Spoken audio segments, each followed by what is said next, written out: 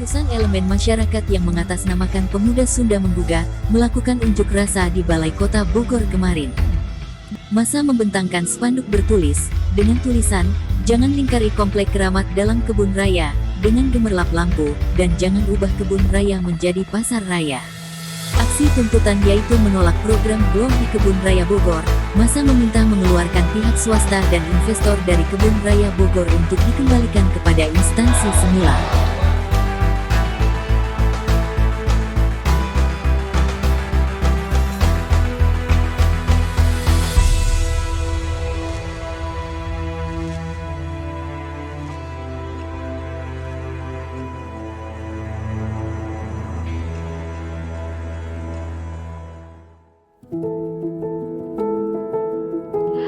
Fungsi kebun raya itu ada 5. Ini adalah fungsi utama kebun raya berdasarkan Perpres yang terbaru tahun 2023 tentang penyelenggaraan kebun raya. Jadi definisi kebun raya sendiri adalah konservasi tuban ex situ yang dia memiliki koleksi tuban yang terdokumentasi. Itu kuncinya tertata berdasarkan pola klasifikasi taksonomi, bioregion berdasarkan pulau, tematik atau kombinasi dari pulau-pulau tersebut. Dan fungsi kebun raya itu ada 5. Yang pertama adalah untuk fungsi konservasi, kemudian fungsi penelitian, fungsi pendidikan, fungsi wisata dan jasa lingkungan. Dan dalam pelaksanaannya untuk menguatkan fungsi wisata dan juga pendidikan, yaitu wisata itu kita bermitra dengan ini ada Mas Marga di sini sebagai Direktur PT Mitra Natura Raya. Yang nanti akan banyak cerita mengenai apa saja kiprah kami bersama-sama gitu untuk mengenalkan kebun raya, untuk membumikan kebun raya dan juga untuk menjaga fungsi-fungsi kebun raya tetap kita dapat laksanakan. Kita menjaga keseimbangan dari unsur tadi konservasinya, riset maupun juga eduwisata. Jasa lingkungan adalah bonus, memang adalah apa yang kita dapat dari keberadaan kebun raya ini. Menjaga keanekaragaman hayati di Indonesia dan Indonesia yang begitu luas dengan biodiversity, maka menurut saya tidak fair apabila kewajiban tersebut hanya dibebankan kepada negara. Saya pun sebagai pelaku swasta ingin terlibat aktif gitu ya dalam hal bukan berarti mengabdi kepada negara, tapi lebih besar lagi mengabdi kepada kekayaan lingkungan. Dan dalam hal ini saya menemukan hal tersebut dalam pengelolaan kebudayaan saat ini.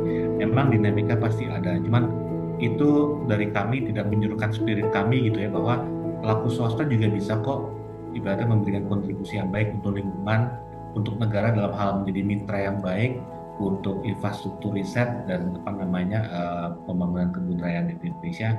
Jadi akhir kata kalau dari kami dengan biodiversitas dan keanekaragaman hayati Indonesia yang sangat luas ini memang diperlukan kerjasama, dan model kebun raya ini sudah sangat cocok.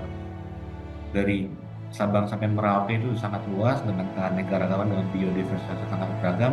Maka kedepannya saya mengusulkan memang lebih baik ada pembangunan kebun raya yang baru, di mana itu pasti akan memiliki dampak ekonomi.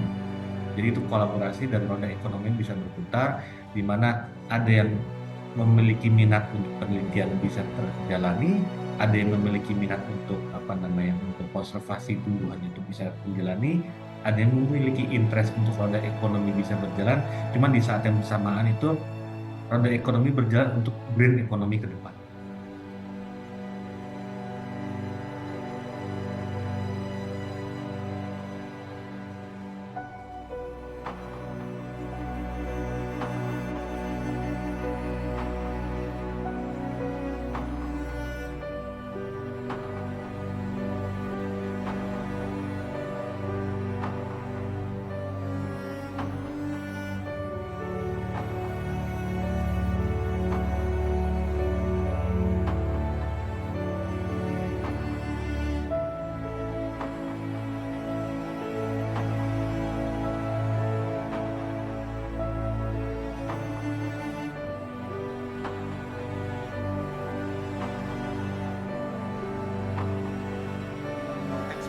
Lingkungan, kita harus memperhatikan 3 prinsip. Yang pertama adalah holistik. Holistik ini artinya menyeluruh. Jadi kita harus melihat seluruh aspek pengelolaan seluruh aspek yang akan kita kelola. Kemudian yang kedua adalah komprehensif. Komprehensif ini artinya lengkap. Tidak ada satupun komponen yang tertinggal. Lengkap ini kalau menurut ilmu lingkungan paling nggak kan mencakup aspek sosial, ekonomi, kemudian ekologi. Kemudian yang ketiga adalah keterpaduan atau integrasi. Karena dalam sistem alam ini satu dengan lain komponen ini selalu terkait, ya, selalu terkait. Jadi harus kita pandang dan kita perlakukan secara terpadu.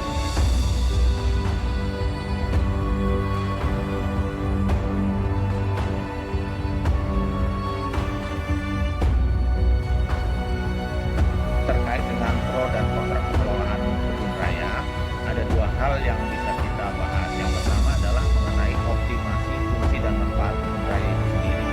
Jadi di dalam memaksimalkan satu fungsi, katakanlah fungsi ekonomi misalnya dengan wisata, jangan sampai mereduksi fungsi yang lain, fungsi sosial budaya dan fungsi ekonomi.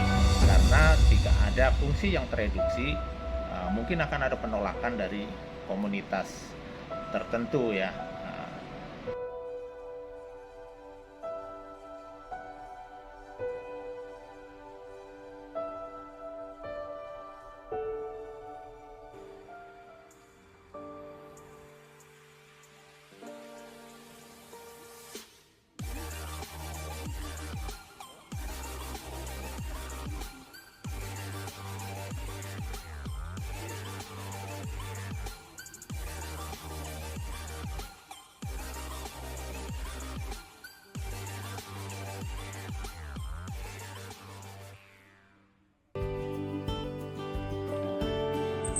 Yang kedua, kita lihat dari segi dampaknya, terutama dampak pemutaran film. Pemutaran film di situ akan ada dampak yang ditimbulkan dari suara yang sangat keras dan sorot lampu yang sangat kuat.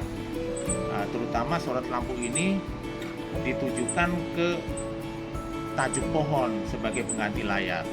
Nah, padahal di dalam tajuk pohon ini ketika malam hari di situ mungkin ada burung yang sedang tidur, menidurkan anaknya atau aktivitas yang lain, dan juga mungkin serangga itu akan terganggu dengan adanya sinar yang sangat kuat dari proyektor film ini dan juga suara yang sangat bising. Nah, ini juga harus dilihat. Jadi jangan hanya dilihat dampak glow itu terhadap pohon gitu ya. Kalau terhadap pohon mungkin tidak ada dampaknya, tidak ada pengaruhnya terhadap fisiologi pohon, tetapi kalau terhadap satwa itu sangat jelas, dampaknya sangat jelas, terutama satwa-satwa yang bersarang di tajuk pohon.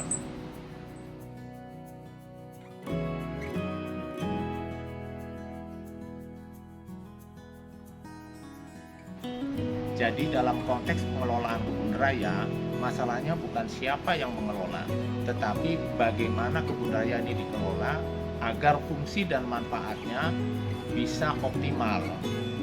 Artinya, ketika satu fungsi kita tingkatkan, fungsi yang lain tidak menjadi tereduksi.